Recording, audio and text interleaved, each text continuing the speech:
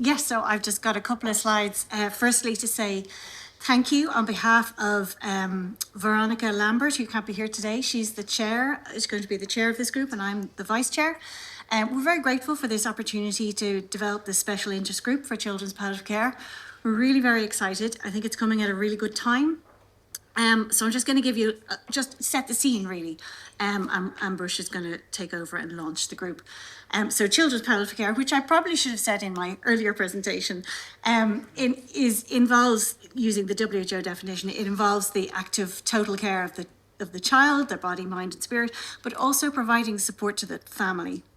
It begins ideally when the illness is diagnosed and then continues regardless of whether or not curative treatment is received. So essentially it's like it's been described as a thread that runs through a child's life. It could be for a few days or it could extend over many years.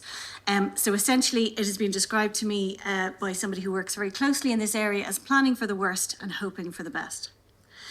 We know a lot, and there's a changing profile and the volume of needs for children's palliative care internationally. So with advances in medicine and technology, there has been reducing neonatal and paediatric mortality, particularly in high-income countries, but at the same time increasing survival of children with complex care and palliative care needs over longer periods of time. So the profile of needs is changing.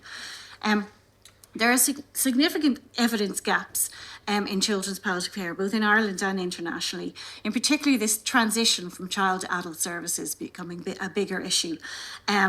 We need to understand more about the key challenges faced by families, particularly in the Irish setting. We need to understand more about respite. And I think there's a bit of work to be done on optimal modes of delivery and the costs of, whether it's hospice-based care or outreach, etc. I think there are some important questions to answer there.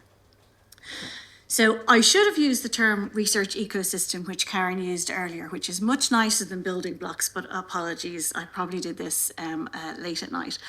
But ecosystem or building blocks, the reason I think this group is coming at a good time is that we actually have a lot of the building blocks in place to encourage really coordinated research that will ultimately feed into policy and planning and delivery of children's palliative care services in Ireland.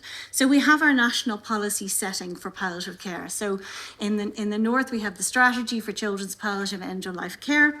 And we have also the palliative care policy in 2009 for children in the Republic. But as has been mentioned earlier, we have a commitment to develop a new policy for children in the Republic, and also there was the DOH tender to evaluate the current policy. We have structures in place to deliver children's palliative care in Ireland. So we have, specialist children's palliative care teams. We have clinical nurse coordinators in the Republic delivering mainly end-of-life care, etc. We have a growing pool of researchers and research. And just to highlight a couple of the projects that are being undertaken by PCRN members, obviously the one I've just presented on, the HP, but also other qualitative research led by Veronica and also earlier research on transition to adult services. So there's a growing amount of work that's been done in Ireland and a growing coordination amongst the researchers. What I think is really interesting or really important is we have a multi-perspective implementation oversight structures. So for example, in the Republic, we have the Children's Palliative Care Strategic Advisory Group, which oversees the implementation of palliative care policy for children.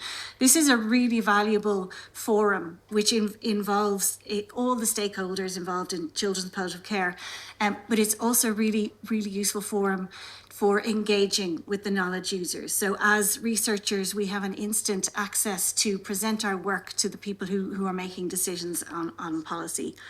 And then most importantly, we have a growing PPI involvement in children's palliative care, which will just be so important for working together. We have PPI involved in our project, and I know there's been PPI involved in the other projects that have been taking place, and it's just so important to hear their voices because it's what they face on a daily basis is really important that we find answers to their problems. Thanks.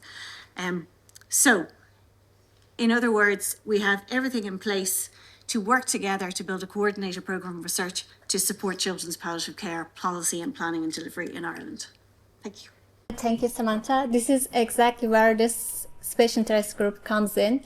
Children's Palliative Care Research Special Interest Group will be chaired by Professor Veronica Lambert, PCRN member from Dublin City University, and Dr. Samantha Smith, PCRN member from Trinity College Dublin.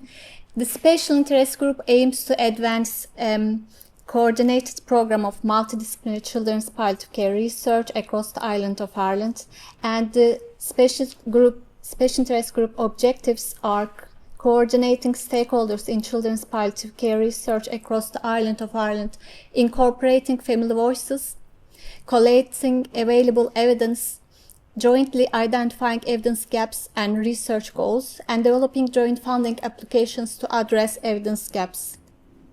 And we are delighted to invite you all to join the group. This is a group's sign-up form link, and the group membership is open to all Palliative Care Research Network, Early Career Researcher Forum, and Voices for Care members. The first meeting is scheduled for 3rd of December at 10 a.m. and we will be sharing the invitation and sign-up link after the symposium as well. And thank you.